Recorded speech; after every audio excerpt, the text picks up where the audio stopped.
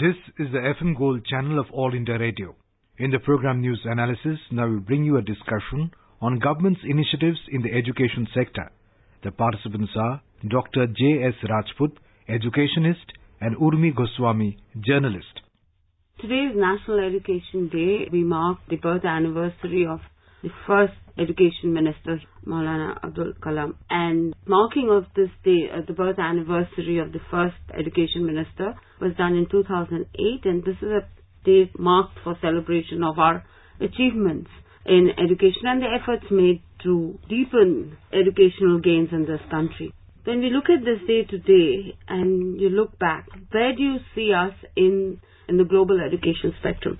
How much have we achieved? How far do we need to go?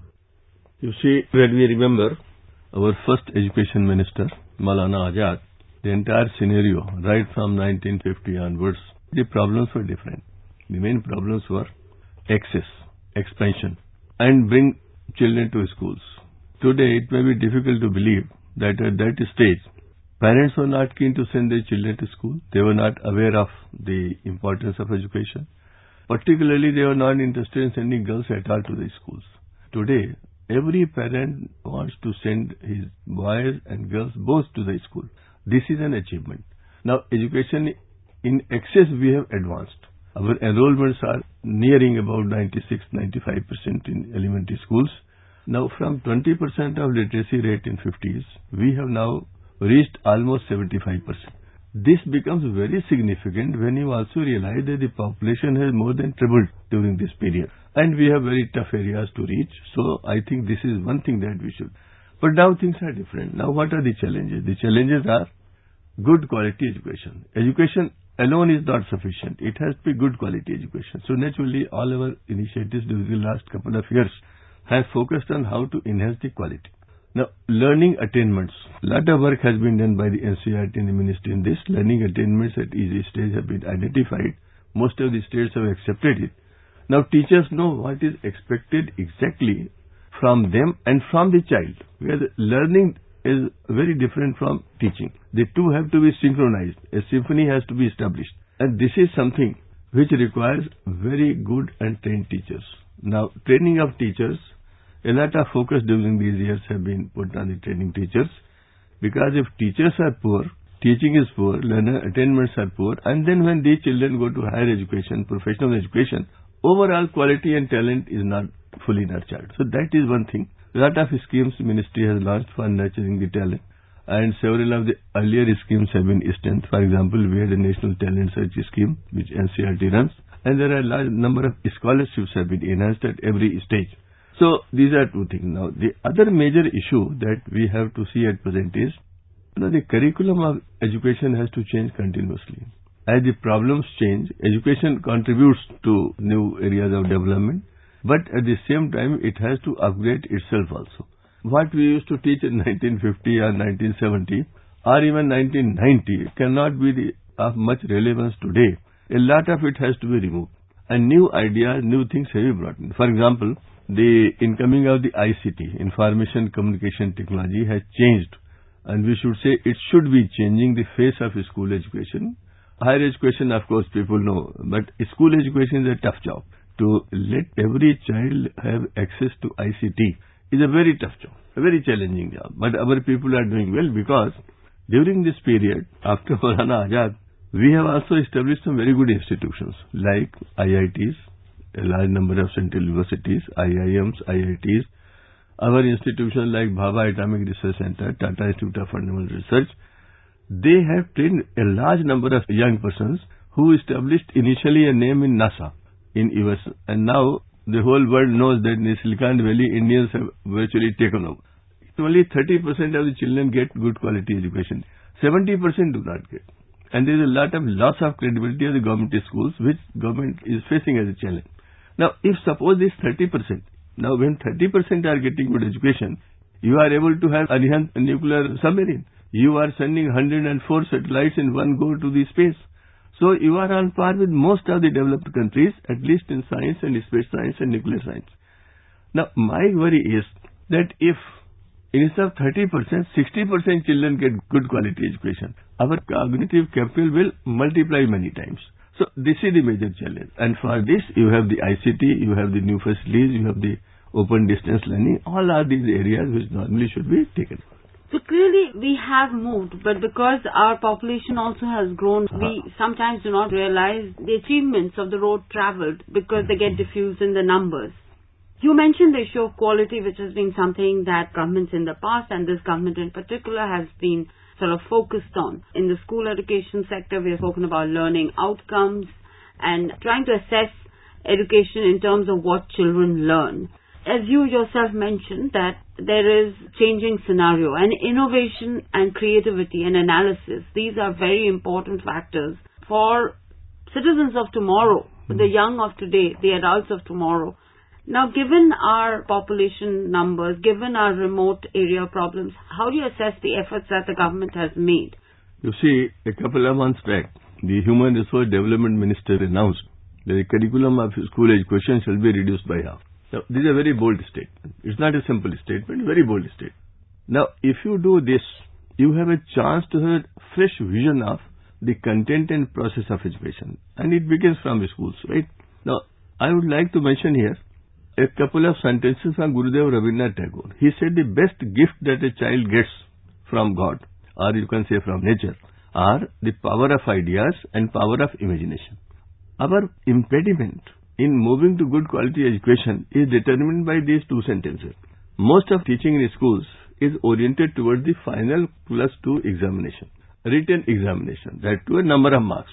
Now, in this process, because of the curriculum load and many things, the child doesn't get time to use the power of ideas and power of imagination. Now, as you talk of these two, you immediately think of creativity and curiosity. This we experience with every child. Now, these four terms, if we remember in formulating the new curriculum, new design, new teacher training programs, we shall certainly be able to overcome this, all the major impediments to enhancing the quality. This is to be done. And towards this, you need to train teachers, and Ministry has, in the last 1.5 years, they have accepted a very bold proposition in this regard, that teachers shall be prepared by 4-year integrated course. BSc, B.Ed, BA, B.Ed, they will get all of this together, not in isolation. First you do BA, then B.Ed. Now, I have the experience of conducting these courses in the regional institutes of education.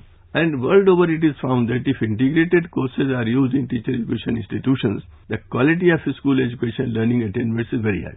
4-year integrated course will actually enable teachers to be able to go back to those 4 core principles that you first mentioned. I think so. And this is also based upon experience that many countries have got who were conducting 4-year courses. You see, in 1965, in India, it was thought that we should have integrated courses and regional institutes of education, 4 of them, in Bhopal, Bhubaneswar, Ajmer and Mysore. They started 4-year courses.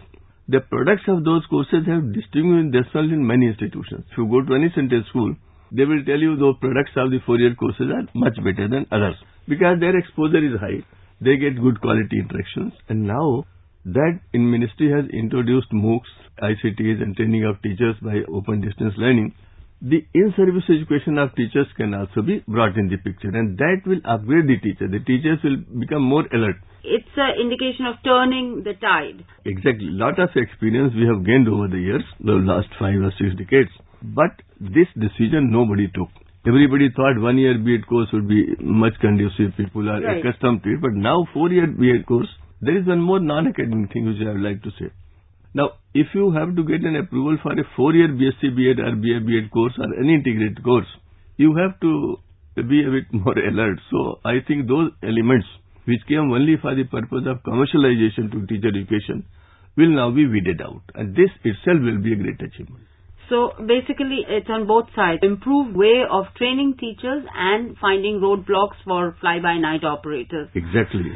You know, Professor Rajput, when we look at higher education or when we look at the world around and the problems that confront us as a nation and also globally as one planet, we realize that a lot of work needs to be done in terms of research and development. And again, we find that very often that India is either doing some basic research but is not being able to convert that knowledge into product. Now, we need more and more research and development which translates into real life, which is another output of education. Where do you see the government's efforts in that direction? Do you see this government having taken measures that will actually lead us somewhere there? Maybe not tomorrow, but over the course of the next few years. And what more should it do? We have to relate our education, and particularly science education, to day-to-day problems. For example, in July 2004, Supreme Court gave a direction that environmental education shall be an independent subject in all classes of the school education. But unfortunately, due to non-academic reasons, it was not implemented. Now imagine if we had implemented that in 2004, today we would have had a generation of young persons who were aware of things like water pollution, river pollution, climate change, environmental pollution, and all these things. So this, I think, I have every hope that when the new curriculum is formulated, all these things will come up. The challenge is that entire Delhi is breathing poisonous air. What is the meaning of our advancement in science if we cannot provide fresh air to our young children? Government can sponsor in many ways. It can make resources available.